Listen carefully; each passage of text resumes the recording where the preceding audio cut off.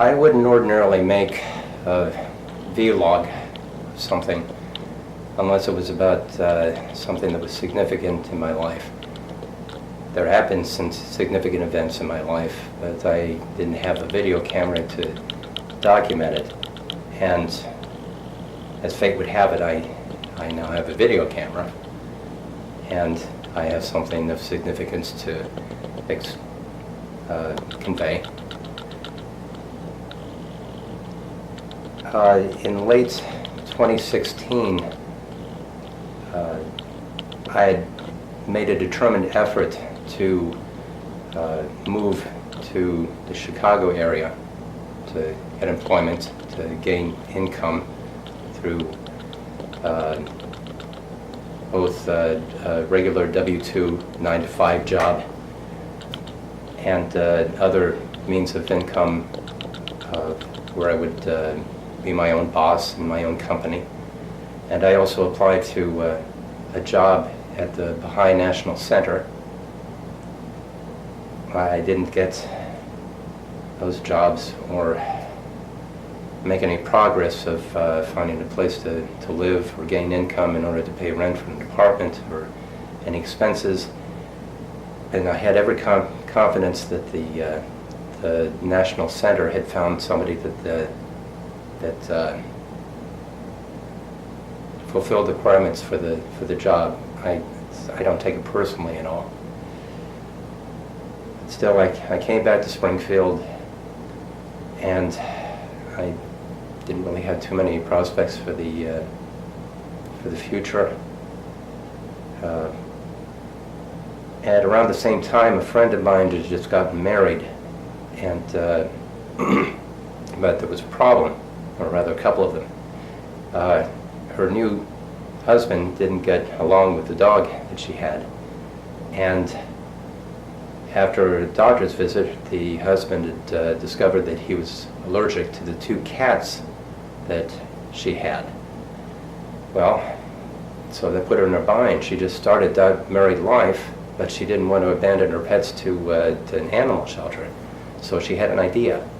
She wanted me to move into her rental house here and to take care of her pets and living with somebody responsible that she knew would take good care of them.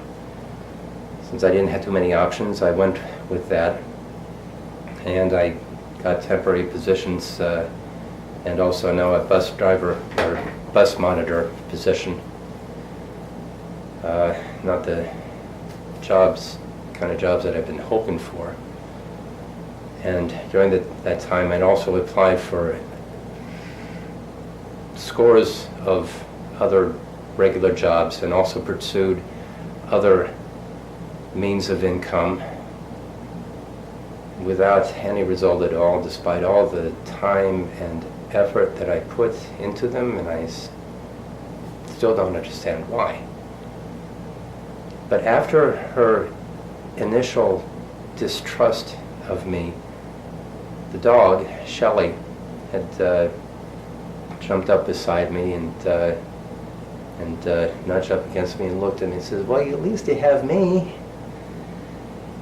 And that was true, and I can't help be touched by her unconditional love and loyalty, and it helped me get out of the profound despair that I was in, even though I was still am under trying economic financial circumstances here.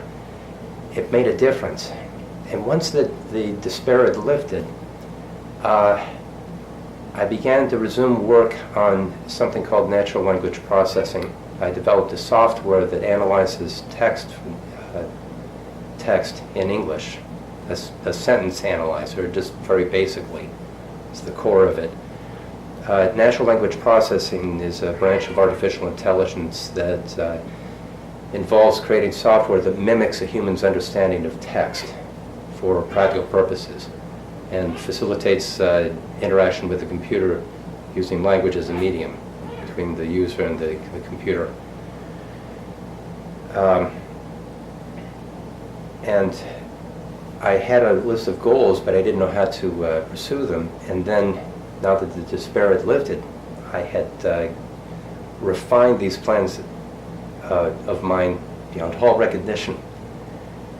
And Shelly was there with me, and she listened to me whenever I had anything to say. I know that sounds kind of silly, but I had her undivided attention.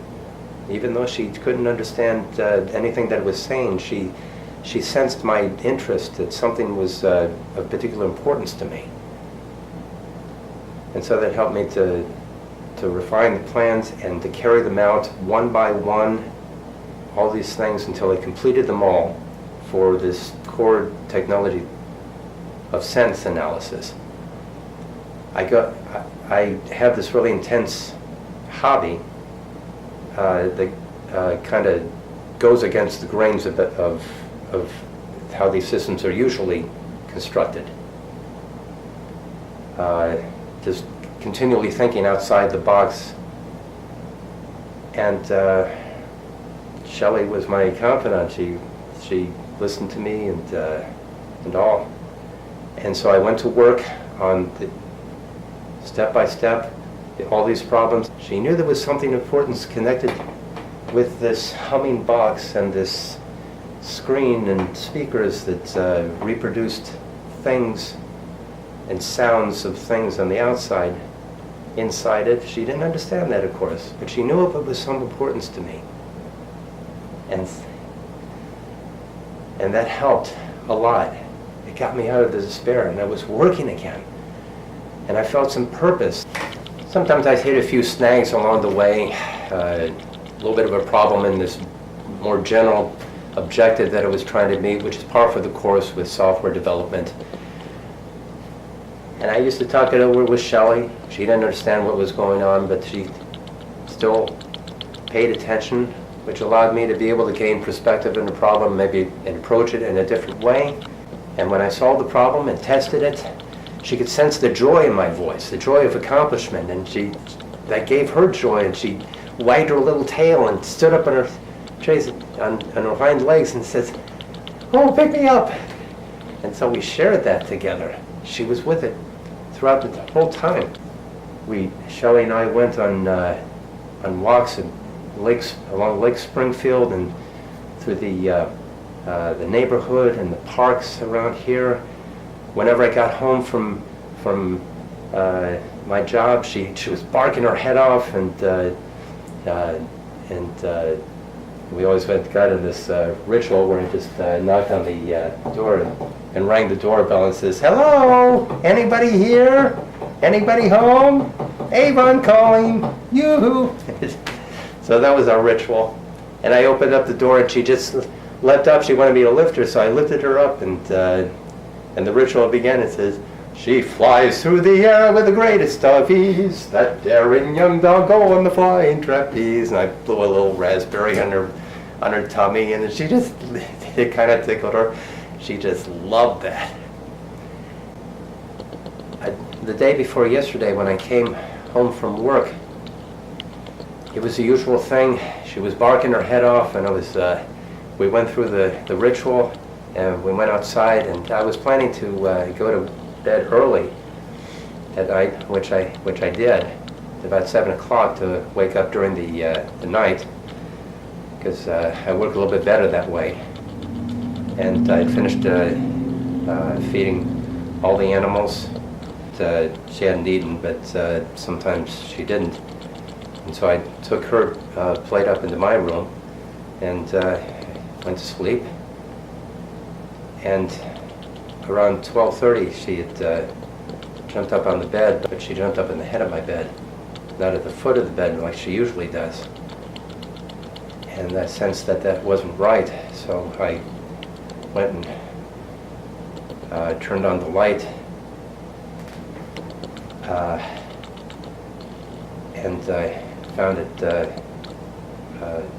bit of bloody stools on the carpet, and I jumped right out of bed and got dressed and went down to call my friend and let her know what was going on. She gave me the number of a friend of hers who was staying at her house with the the husband's new dog, and she had so that she could give me a ride to the emergency medical animal clinic. The staff at the clinic had performed blood work and determined that Shelly had a stomach virus, which is something she had before, and it had inflamed her gastrointestinal tract. They prescribed antibiotics, which I had given her as prescribed. It was still late at night, but I still stayed awake. I didn't do any work.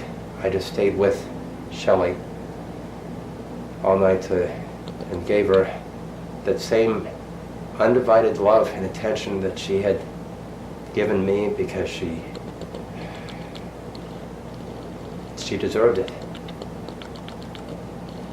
And the staff at the clinic had told me that she wouldn't throw up anymore, which she didn't, but there might be still be some blood. That it only looked worse than it actually was, so I went along with that. There was some blood. But then it came to the point where Shelly couldn't stand up or lift her head, and she could turn her eyes and she could recognize me. I called my friend again and let her know what was going on. I called the other lady staying at her house and told her and asked her to help me to take Shelly to the regular vet, who by that time had received the records from the clinic and was apprised of her condition. And I carried Shelly out and supported her head and her body, and I let her know that she wasn't alone, that I was with her, and that we were doing everything that we possibly could for her.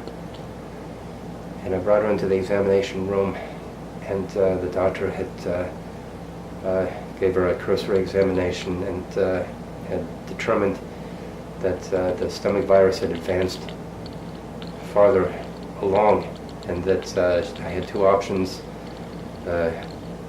aggressive treatment to sustain her life, or to let her pass. I didn't quite feel qualified to make the decision, so I called my friend, and she had made the decision to pursue aggressive measures, because she wanted to see Shelly before she had passed, and so she went along with that. But the infection had advanced too far by the time they put her down in the heating element to try to raise her temperature, which by this time was undetectable by the thermometer. Shelly's heart had stopped, and there was some reflex action afterward, but I knew then that she had gone, and she had passed. And so I stayed with her, and expressed the love that I had for her, and still do. And let my friend know that I wish that I could have been something more that I could do. And I know that my friend has it a lot tougher than I do. She had received news of her sister, who had received a diagnosis of a form of dementia that is not as common as Alzheimer's or Parkinson's, but is still as debilitating. My friend is on her way back from Myrtle Beach. I wanted to document this before she got back home. My friend is the TLC secretary for the Baha'i community here in Springfield, and has helped us out in a lot of different ways within the Baha'i community and outside in the greater community. And so I figure it's about high time that we show her some TLC too. and I'm going to make sure that she gets it. And I'm going to encourage the members of the Baha'i community to return the favor. I could go either one of two ways. On the one hand, just throw up my hands and say my canine muse is gone. I've lost my motivation. I've lost my groove. But then I think about something that my unofficially adopted Japanese daughter taught me, a concept called itadakimasu. Usually it's a kind of Japanese blessing for food to acknowledge farmers, the producers, the people who deliver the food, the plants and animals that provide the food. Literally it means I acknowledge this. I could go the other way toward appreciation, say to myself and think, how better to befit the memory of pioneers who developed the word processing systems that I incorporated into my software, the graduate students who spend so much time compiling it according to their design, the giants of natural language processing upon whose shoulders I stand, to the future generations which I hope, God willing, will benefit from the work that I do here, but most especially to this little dog, without whom I could not have gotten as far as I have, who has helped me out of my despair, who was with me for that 1.5 years and encouraged me. What better tribute can I extend to this wonderful animal but to pursue this work, no matter how hard it will be in her absence. Thank you for watching.